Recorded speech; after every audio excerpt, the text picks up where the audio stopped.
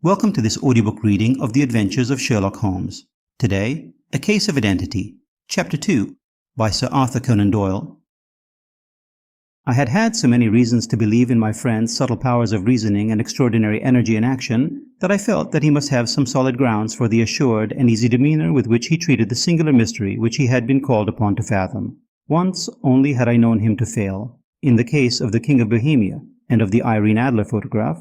But when I looked back to the weird business of the Sign of Four, and the extraordinary circumstances connected with the study in scarlet, I felt that it would be a strange tangle indeed which he could not unravel. I left him then, still puffing at his black clay pipe, with the conviction that when I came again on the next evening I would find that he held in his hands all the clues which would lead up to the identity of the disappearing bridegroom of Miss Mary Sutherland. A professional case of great gravity was engaging my own attention at the time, and the whole of next day I was busy at the bedside of the sufferer. It was not until close upon 6 o'clock that I found myself free and was able to spring into a hansom and drive to Baker Street, half afraid that I might be too late to assist at the denouement of the little mystery. I found Sherlock Holmes alone, however, half asleep, with his long, thin form curled up in the recesses of his armchair. A formidable array of bottles and test tubes, with the pungent, cleanly smell of hydrochloric acid, told me that he had spent his day in the chemical work which was so dear to him. "Well, have you solved it?" I asked as I entered. "Yes, it was the bisulfate of baryta." No, the mystery," I cried. "Oh, that. I thought of the salt that I have been working upon. There was never any mystery in the matter, though, as I said yesterday. Some of the details are of interest. The only drawback is that there is no law, I fear, that can touch the scoundrel." "Who was he then, and what was his object in deserting Miss Sutherland?" The question was hardly out of my mouth, and Holmes had not yet opened his lips to reply, when we heard a heavy footfall in the passage and a tap at the door. "This is the girl's stepfather, Mr. James Windybank," said Holmes. "He has written to me to say that he would be here at 6. Come in." The man who entered was a sturdy, middle-sized fellow, some 30 years of age, clean-shaven and sallow-skinned, with a bland, insinuating manner and a pair of wonderfully sharp and penetrating grey eyes. He shot a questioning glance at each of us, placed his shiny top hat upon the sideboard, and with a slight bow sidled down into the nearest chair. "Good evening, Mr. James Windybank," said Holmes. "I think that this typewritten letter is from you, in which you made an appointment with me for 6 o'clock? "Yes, sir. I'm afraid that I'm a little late, but I'm not quite my own master, you know. I'm sorry that Miss Sutherland has troubled you about this little matter, for I think it is far better not to wash linen of the sort in public. It was quite against my wishes that she came, but she is a very excitable, impulsive girl, as you may have noticed, and she's not easily controlled when she has made up her mind on a point. Of course, I did not mind you so much, as you are not connected with the official police, but it is not pleasant to have a family misfortune like this noised abroad. Besides, it is a useless expense, for how could you possibly find this Hosmer Angel?" "On the contrary," said Holmes quietly, "I have every reason to believe that I will succeed in discovering Mr. Hosmer Angel." Mr. Windybank gave a violent start and dropped his gloves. "I am delighted to hear it," he said. "It is a curious thing," remarked Holmes, "that a typewriter has really quite as much individuality as a man's handwriting. Unless they are quite new, no two of them write exactly alike. Some letters get more worn than others, and some wear only on one side. Now, you remark in this note of yours, Mr. Windybank, that in every case there is some little slurring over of the E, and a slight defect in the tail of the R. There are 14 other characteristics, but those are the more obvious. We do all our correspondence with this machine at the office, and no doubt it is a little worn," our visitor answered, glancing keenly at Holmes with his bright little eyes. "And now I will show you what is really a very interesting study, Mr. Windybank," Holmes continued. "I think of writing another little monograph some of these days on the typewriter and its relation to crime. It is a subject to which I have devoted some little attention. I have here 4 letters which purport to come from the missing man. They are all typewritten. In each case, not only are the E's slurred and the R's tailless, but you will observe, if you care to use my magnifying lens, that the 14 other characteristics to which I have alluded are there as well." Mr. Windybank sprang out of his chair and picked up his hat. "I cannot waste time over this sort of fantastic talk, Mr. Holmes," he said. "If you can catch the man, catch him, and let me know when you have done it." "Certainly," said Holmes, stepping over and turning the key in the door. "I'll let you know, then, that I have caught him." "What? Where?" shouted Mr. Windybank, turning white to his lips and glancing about him like a rat in a trap. "Oh, it won't do. Really it won't," said Holmes suavely. "There is no possible getting out of it, Mr. Windybank. It is quite too transparent, and it was a very bad compliment when you said that it was impossible for me to solve so simple a question. That's right. Sit down and let us talk it over." Our visitor collapsed into a chair, with a ghastly face and a glitter of moisture on his brow. It's not actionable," he stammered. "I'm very much afraid that it is not. But between ourselves, Windybank, it was as cruel and selfish and heartless a trick in a petty way as ever came before me. Now, let me just run over the course of events, and you will contradict me if I go wrong." The man sat huddled up in his chair, with his head sunk upon his breast like one who is utterly crushed. Holmes stuck his feet up on the corner of the mantelpiece, and leaning back with his hands in his pockets, began talking, rather to himself, as it seemed, than to us. "The man married a woman very much older than himself for her money," said he, "and he enjoyed the use of the money of the daughter as long as she lived with them.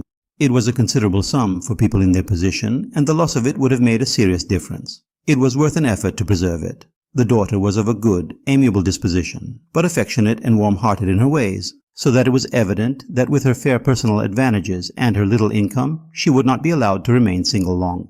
Now, her marriage would mean, of course, the loss of 100 a year, so what does her stepfather do to prevent it? He takes the obvious course of keeping her at home and forbidding her to seek the company of people of her own age, but soon he found that that would not answer forever. She became restive, insisted upon her rights, and finally announced her positive intention of going to a certain ball. What does her clever stepfather do then? He conceives an idea more creditable to his head than to his heart. With the connivance and assistance of his wife, he disguised himself, covered those keen eyes with tinted glasses, masked the face with a moustache and a pair of bushy whiskers, sunk that clear voice into an insinuating whisper, and doubly secure on account of the girl's short sight. He appears as Mr. Hosmer Angel, and keeps off other lovers by making love himself. "It was only a joke at first," groaned our visitor. "We never thought that she would have been so carried away." "Very likely not. However that may be, the young lady was very decidedly carried away, and, having quite made up her mind that her stepfather was in France, the suspicion of treachery never for an instant entered her mind. She was flattered by the gentleman's attentions, and the effect was increased by the loudly expressed admiration of her mother. Then Mr. Angel began to call, for it was obvious that the matter should be pushed as far as it would go if a real effect were to be produced. There were meetings and an engagement which would finally secure the girl's affections from turning towards anyone else, but the deception could not be kept up forever. These pretended journeys to France were rather cumbrous. The thing to do was clearly to bring the business to an end in such a dramatic manner that it would leave a permanent impression upon the young lady's mind and prevent her from looking upon any other suitor for some time to come. Hence those vows of fidelity exacted upon a testament. And hence also the allusions to a possibility of something happening on the very morning of the wedding. James Windybank wished Miss Sutherland to be so bound to Hosmer Angel, and so uncertain as to his fate, that for 10 years to come, at any rate, she would not listen to another man. As far as the church door he brought her, and then, as he could go no farther, he conveniently vanished away by the old trick of stepping in at one door of a four-wheeler and out at the other. I think that was the chain of events, Mr. Windybank." Our visitor had recovered something of his assurance while Holmes had been talking, and he rose from his chair now with a cold sneer upon his pale face. "It may be so, or it may not, Mr. Holmes," said he, "but if you're so very sharp, you ought to be sharp enough to know that it is you who are breaking the law now, and not me. I have done nothing actionable from the first, but as long as you keep that door locked, you lay yourself open to an action for assault and illegal constraint." "The law cannot, as you say, touch you," said Holmes, unlocking and throwing open the door. "Yet there never was a man who deserved punishment more. If the young lady has a brother or a friend, he ought to lay a whip across your shoulders. By Jove," he continued, flushing up at the sight of the bitter sneer upon the man's face, "it is not part of my duties to my client, but here's a hunting crop handy, and I think I shall just treat myself to—" He took 2 swift steps to the whip, but before he could grasp it there was a wild clatter of steps upon the stairs. The heavy hall door banged, and from the window we could see Mr. James Windybank running at the top of his speed down the road. "There's a cold-blooded scoundrel," said Holmes, laughing as he threw himself down into his chair once more. "That fellow will rise from crime to crime until he does something very bad and ends on a gallows. The case has, in some respects, been not entirely devoid of interest." "I cannot now entirely see all the steps of your reasoning," I remarked. "Well, of course it was obvious from the first that this Mr. Hosmer Angel must have some strong object for his curious conduct, and it was equally clear that the only man who really profited by the incident, as far as we could see, was the stepfather. Then the fact that the two men were never together, but that the one always appeared when the other was away, was suggestive. So were the tinted spectacles and the curious voice, which both hinted at a disguise, as did the bushy whiskers. My suspicions were all confirmed by his peculiar action in typewriting his signature, which, of course, inferred that his handwriting was so familiar to her that she would recognize even the smallest sample of it. You see, all these isolated facts, together with many minor ones, all pointed in the same direction. "And how did you verify them?" "Having once spotted my man, it was easy to get corroboration. I knew the firm for which this man worked, having taken the printed description. I eliminated everything from it which could be the result of a disguise, the whiskers, the glasses, the voice, and I sent it to the firm with a request that they would inform me whether it answered to the description of any of their travelers. I had already noticed the peculiarities of the typewriter, and I wrote to the man himself at his business address, asking him if he would come here. As I expected, his reply was typewritten and revealed the same trivial but characteristic defects. The same post brought me a letter from Westhouse and Marbank of Fenchurch Street to say that the description tallied in every respect with that of their employé, James Windybank. Voilà tout. And Miss Sutherland? If I tell her, she will not believe me. You may remember the old Persian saying, "There is danger for him who taketh the tiger cub, and danger also for whoso snatches a delusion from a woman." There is as much sense in Hafiz as in Horace, and as much knowledge of the world. Thanks for joining this reading. If you liked it, give it a thumbs up, subscribe, and share your thoughts in the comments.